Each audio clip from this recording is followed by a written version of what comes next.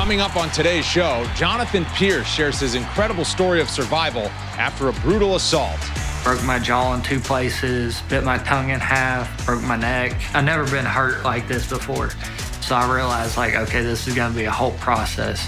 Striking standout Sean Woodson reveals his top 5 boxers in the UFC. I'm a huge fan of striking, and I like to see guys exchange and shoot it out in the middle of the octagon. Royce Gracie gives us ultimate access to a charity event for Navy SEALs. Never leave a man behind. And middleweight champion Alex Pereira recalls his UFC debut at Madison Square Garden. Eu esperei o momento certo ali e nocauteei ele.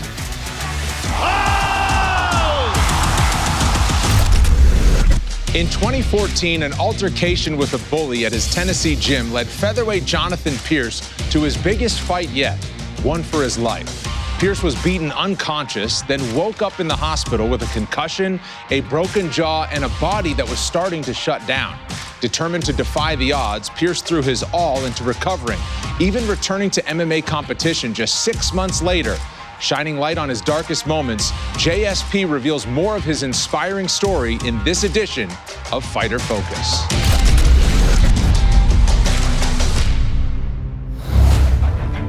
Well, several years ago, Jonathan Pearce nearly had his MMA career taken away from him. He was the victim of a nasty assault when he was younger. He's got a plate in his face, multiple screws. And look at him now. A setback isn't always a setback. It actually makes you feel something. And I needed to feel that to know what feeling something was. And now I'm gonna go get it. Super exciting on the feet. Will throw all kinds of kicks, great combinations. Just relentless offensively, bell to bell. No one's gonna hold me down. If you wanna see what I got in me, I'm gonna show you what I got. Wow. JSP! Long way to come, but he picks up a great win.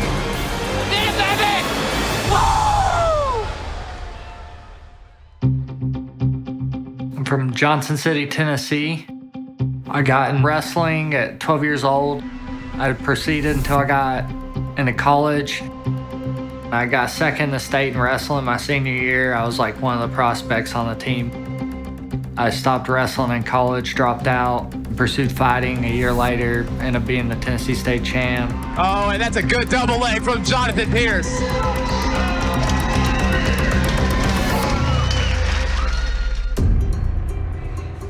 It was a normal day. I went into practice. There wasn't that many people there.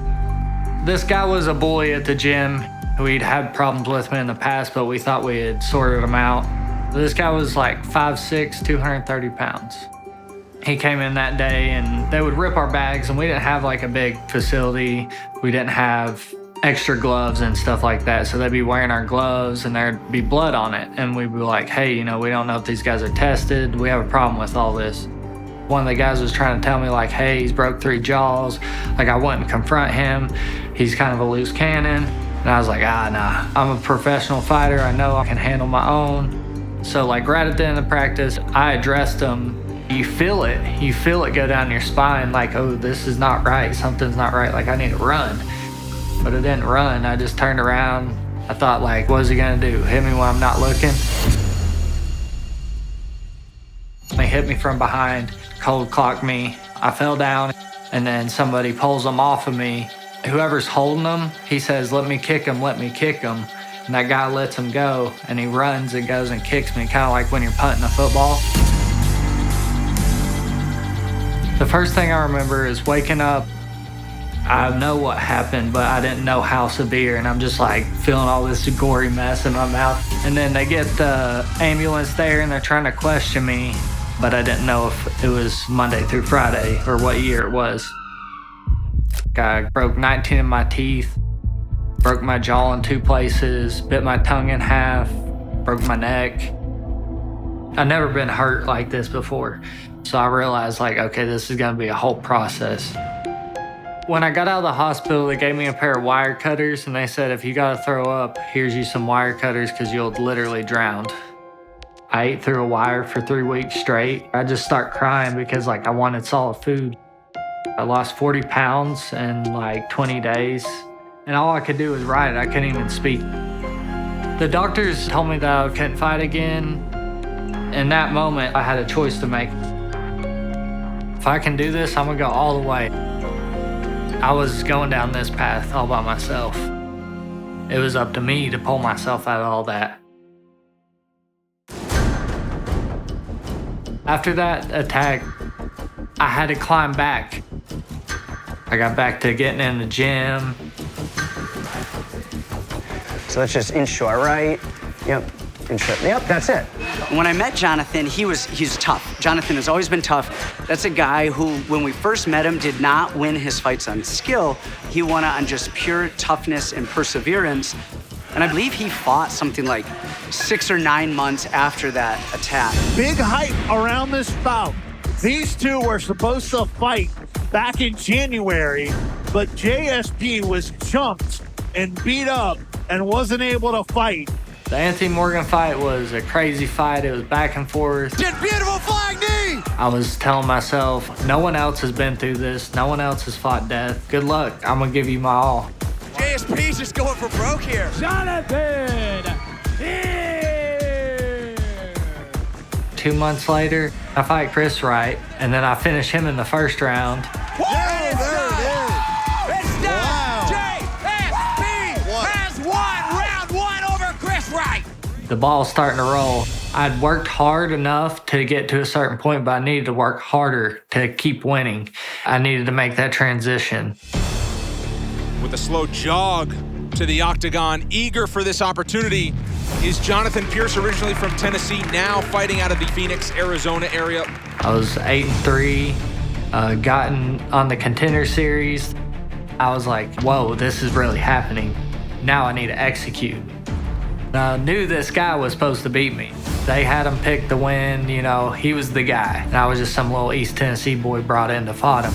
And I was like, all right, well, he ain't ever fought a country boy like me. Ready, let's do it. When he first came out, he was hitting real hard, real flashy, but as time went on, he wasn't as crisp, and he was kind of like chasing and trying to follow my lead. Oh, nice uppercut there. I was dictating the pace. Once I realized that, I just started turning it up on him. Look at this. I knocked the guy out. Oh, there it is. I just went out there and killed it. Big right hand, and that's gonna do it! Jonathan JSP Pearce. In that moment after the fight, I was very happy to be able to be like, the guy who attacked me, I wonder what he's doing right now. I bet he ain't on ESPN. I bet he ain't getting a 4-fight deal with the UFC. I like this kid's stand-up. I like his ground. He's got that killer instinct, and that's what I'm looking for, and that's what I love. So welcome to the UFC, Jonathan Pearce. Congratulations, Jonathan Pearce. Jonathan Pearce repping Johnson City, Tennessee. He has a lot to prove tonight to himself and to a lot of other people. If anybody knows how to get through adversity and still perform when things are not going completely well for him, it's Jonathan Pearce. Pearce back on top.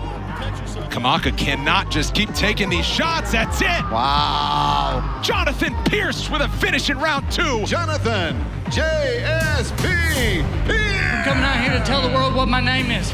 JSP, baby! Woo! I believe that attack put me on an accelerated path. These last 6 years have been up and down. Like, I went from not knowing if I was going to be able to be in the UFC to I've fought 7 times on ESPN. It was just a crazy journey, and to come back from all that, kind of unreal. Look at Pearce chase him down. Ooh, he has got some heart. Wow. Now it's time to stand out from everyone else.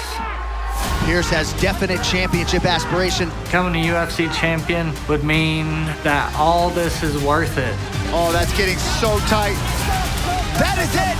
Jonathan JSP Pearce.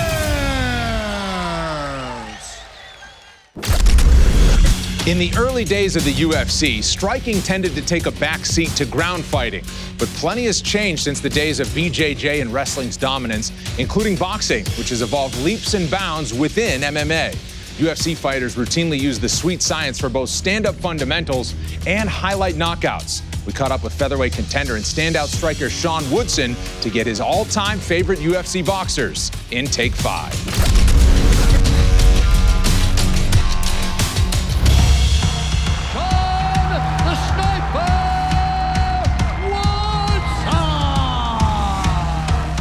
Boxing as a fundamental is so important in MMA because every fight starts standing.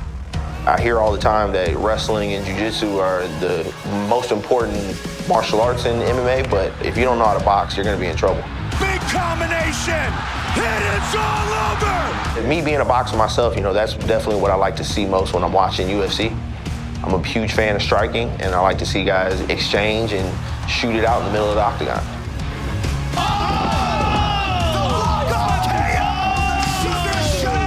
Some of the traits you'll see in a great boxer are defense most important, guys who have a sharp jab, and guys who go to the body often. Oh, what a body shot by Jose Aldo! A lot of guys headhunt, but an experienced boxer knows to mix it up and go to that body. Right back to the body, Hooker goes down, Edson Barboza! How it feels to land a knockout in fighting is like the ultimate prize. It's the ultimate goal. This guy's boxing, man, is really slick. You did the job, you gave the people what they wanted to see, and yeah, it's a flawless victory. That's gonna do it again. The body work adds up. Sean Woodson living up to the nickname, the St. Louis Sniper. I'm Sean Woodson, and these are my top 5 all-time greatest boxers in the UFC. Coming in at number 5, Dustin Poirier. I chose Poirier on my list of top boxers because he's got just real solid fundamentals. He's got a good jab. His defense is real tight. He doesn't take much damage, and he knows how to expose holes in other guys' striking.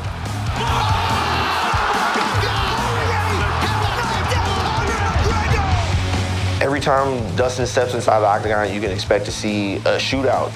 A guy trying to keep it on the feet and box it up with people, box people's ears off, and you could definitely expect to see blood when you're watching a Poirier fight for sure. Dustin Poirier by knockout!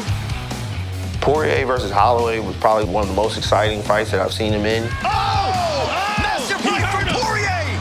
Both guys are elite level boxers, and it was just a real back and forth fight, and it was, mainly a boxing contest. My goodness, holy smokes! I love watching that fight. I watched that fight too many times to count. That Dustin Poirier is a phenomenal boxer. Coming in at number 4, I'm going with Adrian Yanez.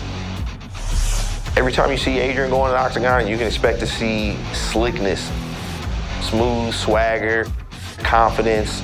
He flows in there, he's loose and relaxed, has a good jab, puts the combos together. Head movement is always on point. Fast hands, yeah, he sauces it up on guys.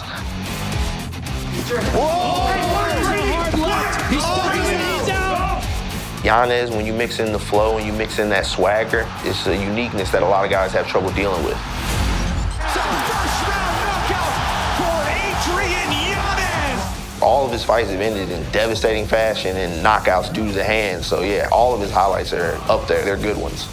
That's gonna do it! Wow! Adrian Yanez, Mr. Knockout, does it again! Next up at number 3 is Max Holloway.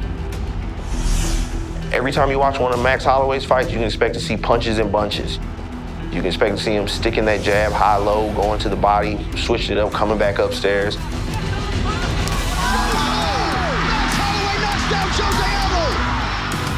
The volume is what stands out to me the most, how he puts together tons of shots on guys. He's not throwing 1 or 2, he's putting together 5 or 6 shots at a time. He overwhelms guys with his volume. He doesn't throw hard every shot, but he makes sure they connect, and he has pinpoint accuracy. Max Holloway's fight that stand out to me has to be against Calvin Kattar. I mean, that was just a masterclass performance. I think going into that fight, people thought it was going to be a lot more competitive than what it was because, Calvin's a great boxer as well, and Max is known for his boxing. Max Holloway just looks so slick. Huge left hand for Holloway. People thought it was going to be a back and forth fight, but mid-fight, landing strikes on him, telling him I'm the best boxer in the UFC. I'm the best boxer in the UFC, baby!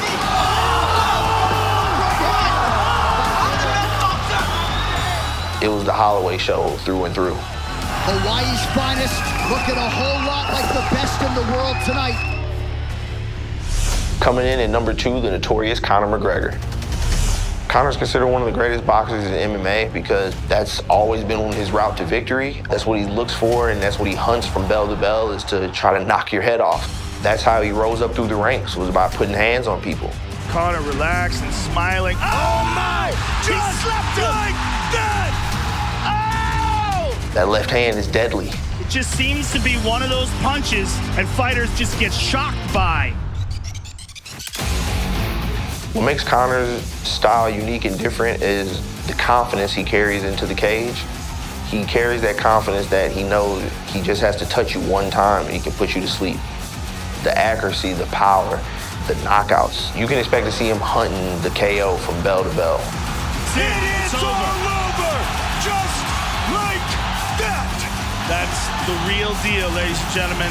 Conor McGregor is for real. My #1 pick for best boxer in UFC history is game bred himself, Jorge Masvidal. I chose Masvidal to be on my list because he's a slick, smooth customer in there. He mixes it up well, goes to the body just as much as the head, and yeah, he fights with some swagger. Oh! Beautiful left hook. My favorite moments in Masvidal's career when he fought Cowboy Cerrone and finished him with body shots and showed his elite level striking there. Masvidal working the body, and that is it! And his fight against Darren Till. I believe he was the underdog going into that fight as well and knocked him out in his hometown. A lot of people didn't see that coming.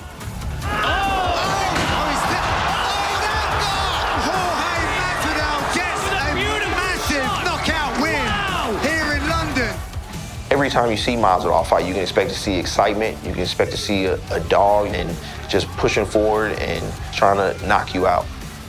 And I feel like that's what you need to be a high-level striker. I'm Sean Woodson, and thank you for taking 5.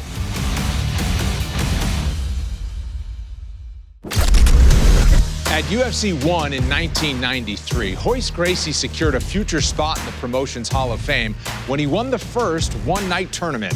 3 decades later, the Gracie name remains legendary, and Royce himself uses that platform to give back to the community. We joined the Trailblazer in Gandy Beach, Florida, where Royce dove into the annual Frogman Swim, a fundraiser for the Navy SEAL Foundation. This is Ultimate Access.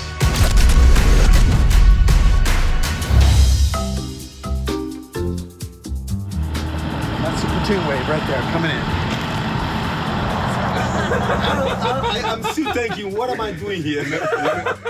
Does she need I'm something? cold in here. Imagine how It's freezing cold outside. The water is cold. And we got to swim about 4 miles. There's nothing fun about it.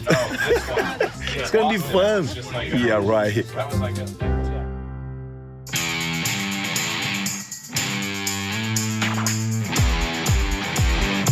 We're here, Tampa Bay, for the Frogman Swim. It's an event that helps out families of the fallen Navy SEALs. They give their lives for our freedom. So the Navy SEAL Foundation now give it back to their family. We started this back in 2010.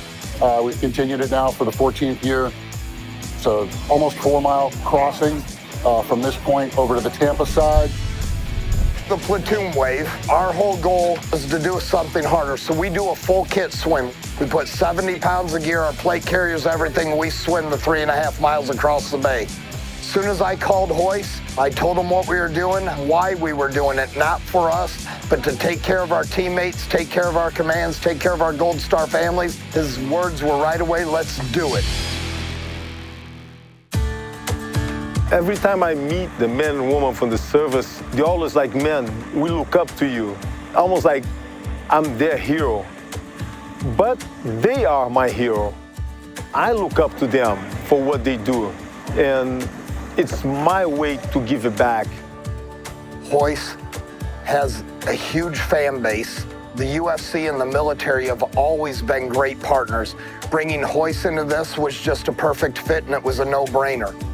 Royce has got a challenge for himself here. The water is about 63, 64 degrees. Air temp right now is 38. But we think Royce is up for the challenge. This is my first year doing it. It's gonna be about 3.5 to 4 miles. And you have to pull about 60 to 70 pounds behind you. And it's gonna be the coldest day. We'll be our first in the water. I'll see you guys on the other side. If I had to compare this swim with the UFC fight, I would say this is harder. because it's not my background. I can fight all day, not a problem. I got endurance, not a problem. But being in the cold water and swimming, it's very cold. Cramp? Yep. You want to take the bag? Nope. He did awesome. He did everything. He had his combat side stroke down pat. He had his kit loaded, and he didn't quit. He was there with every teammate all the way across to the end, and he inserted on the beach with us at the end. He was amazing. Crushed it. Never leave a man behind. I knew it was going to be tough, and it was very tough. What an experience, man. Thank you. It's a personal challenge to me, making the uncomfortable become comfortable. I got a lot of endurance, man. I can do this all day. It's not tired, it's just freezing. Finished it. I sat in the Armory 30 years ago in November and watched the UFC. And I looked at this guy come in the ring, and I had no idea how that was happening. And then here we are 30 years later, and Royce made history walking across the beach with the platoon wave today in support of the Navy SEAL Foundation. Royce makes history. Royce is history. He's the legend. Middleweight champion Alex Pereira made his highly anticipated debut at UFC 268. The hard-hitting protege of Glover Teixeira owned an elite kickboxing resume, but it was another angle that tantalized fans. Pereira had kickboxing wins over then-champion Israel Adesanya. With a bonus-winning highlight reel finish, Pereira announced his arrival to the crowd and the weight class. We sat down with the champ to revisit that memorable night.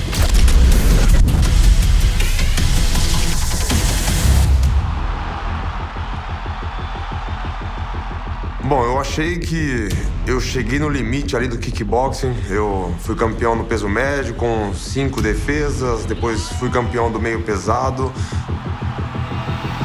Então, pra mim, eu achei que cheguei no meu limite. Eu falei, vou ir pro MMA. E, pô, já tava treinando já há um tempo e eu achei que era o correto.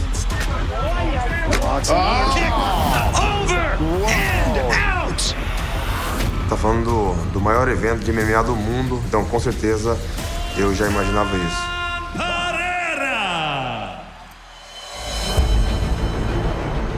And the feature bout of the ESPN prelims card in the middleweight division. A minha estreia no UFC foi contra o Mihailidis. First up on the scale, Andreas Nicolaitis, official weight 185. And his opponent, Alex Pereira, official weight 186. A gente tá falando do UFC, né? É o mais alto nível. Pô, estão os melhores atletas e com certeza eu sabia que eu ia enfrentar uma pedreira. Andreas Nicolaitis and Alex Pereira. Live inside Madison Square Garden here in New York, New York. We welcome you to UFC 268. Madison Square Garden é um palco onde pô, todo mundo quer estar, todo atleta quer lutar. Minha caminhada ali nos corredores, né, escutando o barulho da galera, pô, todo mundo gritando ali. Posso falar pra vocês que é maravilhoso. Quando eu entro ali, eu faço bem que o meu ritual ali, entrando marchando, faço o meu sinal ali, atiro meu arco e flecha, isso me faz muito bem. Isso me dá uma força muito grande.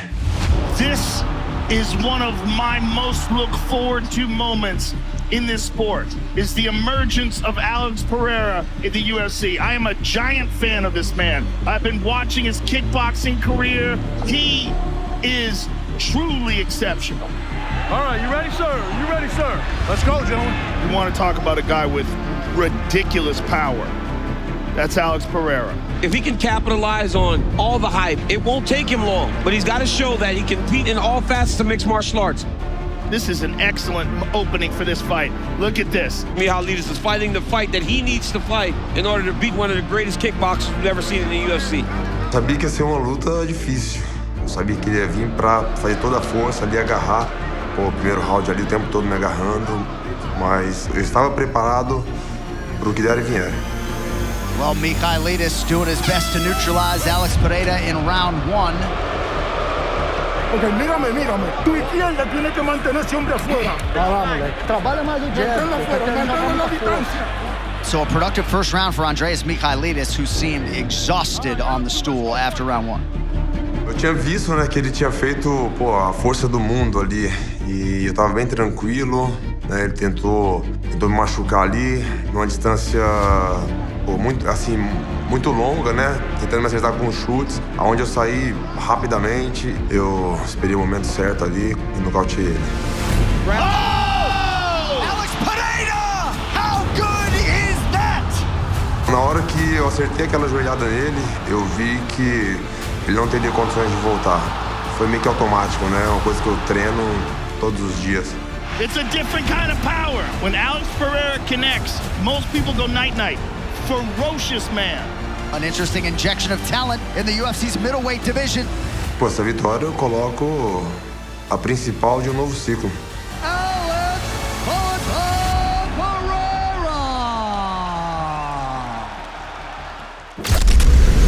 That's all for this episode. We'll see you next time right here on UFC Connected. Thanks for watching.